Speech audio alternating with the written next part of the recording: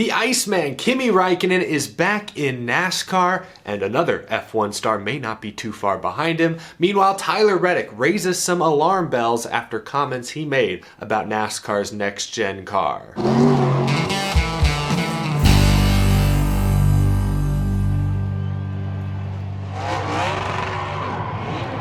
How's it going, y'all? My name is Eric. Welcome to Out of the Groove. Lots of news to react to, but first, I have a very exciting announcement. You may remember the Out of the Groove weekly viewers guide. That was a project I worked on with the folks at AE Engine. Well, last summer, we began to talk about the next steps for the weekly viewers guide. And we asked a simple question. How do we get the Out of the Groove weekly viewers guide to match the conversational style you've come to expect from this show, Out of the Groove, as well as from other content creators? And the answer was simple. We need to go daily.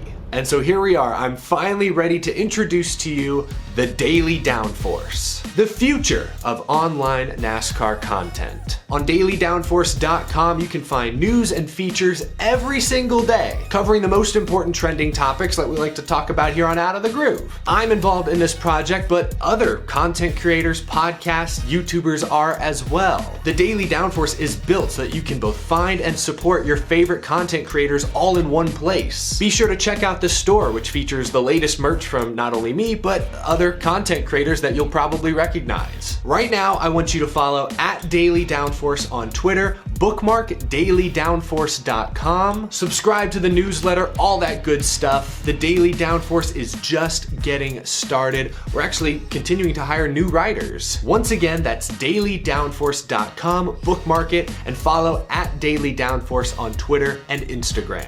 We're cooking up some pretty cool things this year. I cannot wait to share with you everything that AE Engine, myself, all of us are working on together through the Daily Downforce. I appreciate y'all giving me a few moments to make that announcement. More content, more good content. I'm excited for what the future holds. But now let's get to the latest NASCAR news. Firstly, yesterday, Hendrick Motorsports announced their 2023 Xfinity Series schedule. That 17 car is coming back. William Byron will drive it at Coda, Kyle Larson will be behind the wheel at Sonoma, Alex Bowman for Watkins Glen, and then Kyle Larson will do Darlington as well. Bunch of road courses, and then I guess Kyle Larson's like a Darlington ringer or something, even though he's never won a cup race there. I was surprised looking through his stats. He's finished runner-up a few times, but he hasn't quite found victory lane in a cup car. But this is Xfinity. We saw this Hendrick number 17 make a few starts last year. It didn't win any races, but I think Bowman and Larson both managed to get runner-up finishes. It's a very competitive race car. It's going to be a threat to win every single race it's entered. With a lack of practice in the Cup Series, track time is becoming more important than ever.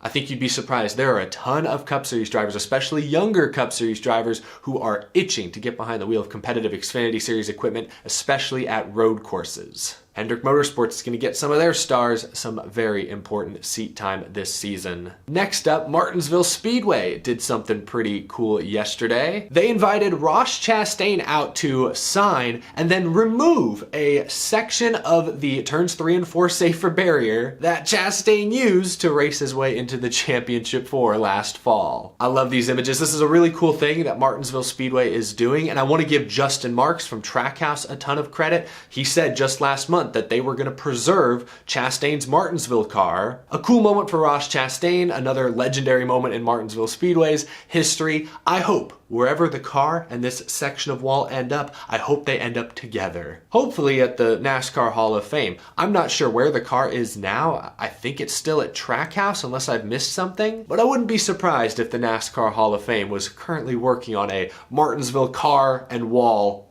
exhibit, display, setup. I think that needs to happen. If it's not at the Hall of Fame, it should happen somewhere. I want to see the car and the wall reunited once more. Next up, we discussed this a little earlier in the week, but it's now confirmed. Kimi Räikkönen, the 2007 Formula One World Champion, is returning to NASCAR. He will once again race the number 91, Project 91, for Team Trackhouse. This time though, he will race at Circuit of the Americas in Austin, Texas in just a few weeks. Kimi said, quote, "I had a fantastic time in NASCAR. There was a lot to learn in a very short amount of time, but everyone was very helpful. The competition was a big challenge. This time, I get to race on a track I am familiar with, so there won't be as steep of a learning curve. I want to have fun, but also want to do as well as we can." Last year, Kimi Räikkönen raced at Watkins Glen, was very competitive, ran up inside the top 10 at one point before getting caught up in a restart wreck that was not his fault. Now though, he will race at Circuit of the Americas, like he says, a track he is very familiar with, considering it's the site of his final F1 win just a few years ago in 2018. That's right, Kimi Räikkönen is already a COTA winner. He's won the US Grand Prix, so,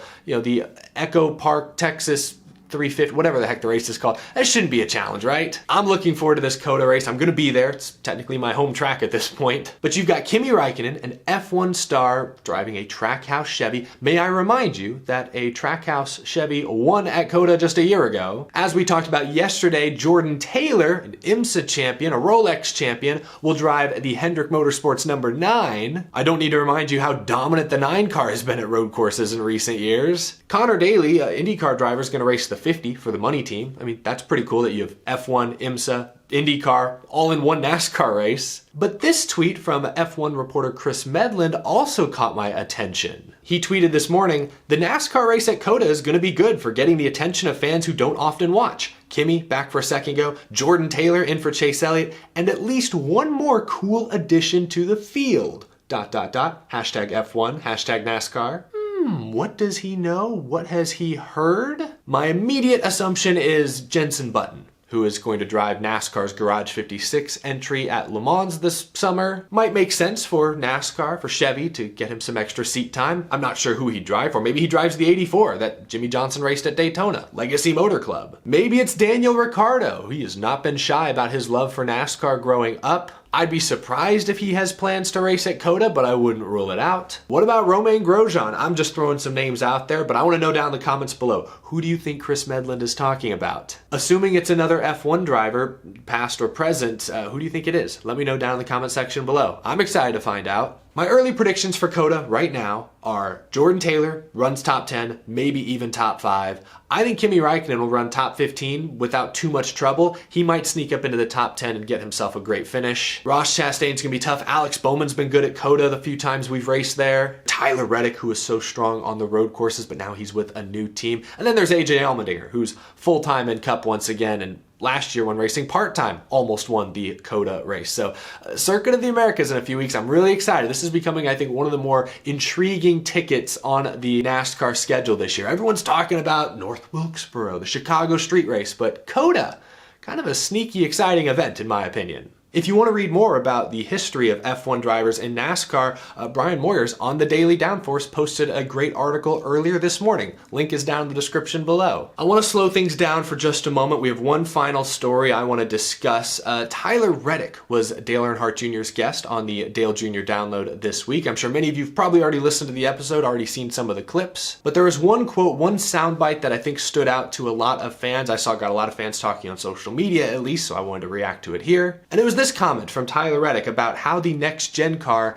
is racing at intermediate tracks. Been watching the trend of this car, and as it's been getting worked on and figured out by these teams, we've been getting closer and closer back to just completely wide open. Yeah. And I think when we're completely wide open, we'll see some of the racing that we saw suffer with the old car. Yeah. Ooh, yeah, a couple years ago was the high downforce, low horsepower package, 550 horsepower, the giant rear spoilers, produced fantastic pack racing on restarts, but once the field got spread out, dirty air was worse than we've probably ever seen it in professional stock car racing. Frustrated the drivers and at many tracks frustrated the fans. I would hope the next gen car is not going too far down that road. But let's contextualize Tyler Reddick's comments. They are concerning perhaps, but are they maybe an overreaction? Last year, nearly every intermediate race was fantastic, besides Texas maybe. And this year, Auto Club a couple weeks ago, and I know it's a wide, worn out surface, but that was a great race. Multiple grooves, comers and goers, lots of tire wear. I had no complaints. Las Vegas this past weekend was a colder race than usual. It was in the 50s. It was very windy. Tyler Reddick, during this interview, acknowledges both of those factors and that they may have played a role. So maybe this is an overreaction. Yeah, the racing at Las Vegas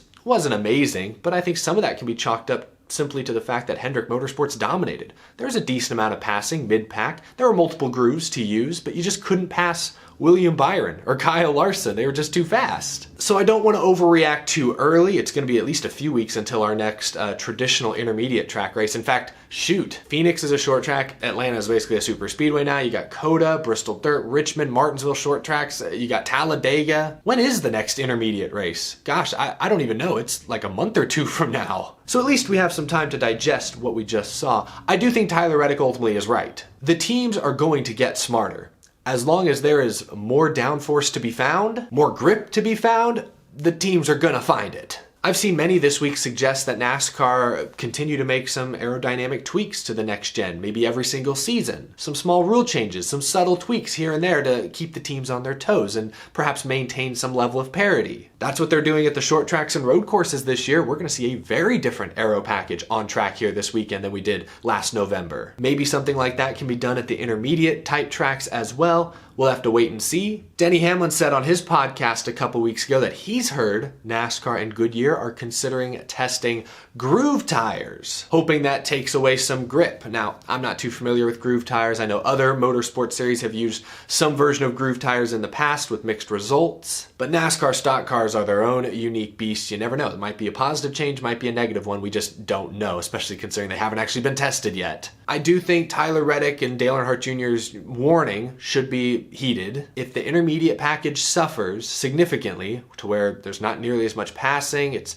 easier for cars out front to control the race with clean air, if there's not enough tire fall off, not enough handling coming into play, that's a huge problem. Last season, the next-gen car kind of struggled on road courses and short tracks. Even at super speedways, it wasn't bad, but they've kind of eliminated the third lane, especially at tracks like Daytona. The only style of racing the next-gen clearly improved last year was the intermediates. So if they lose that, then NASCAR's in trouble. They better hope that the aero changes at the short tracks and road courses produce significantly better racing. So that's why this is potentially a serious and very concerning topic. I want to hear what you think down in the comment section below. Again, extreme conditions at Las Vegas, cooler temperatures leads to more grip, makes it easier to stay flat out for longer. Is this all kind of an overreaction, or is this going to be a common trend, a common theme at all the intermediate tracks this year?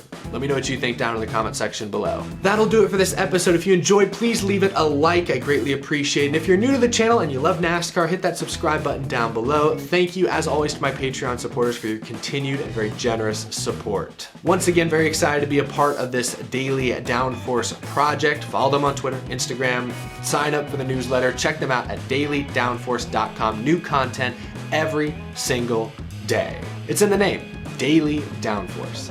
Thanks for watching, y'all. I'll see you in the next episode.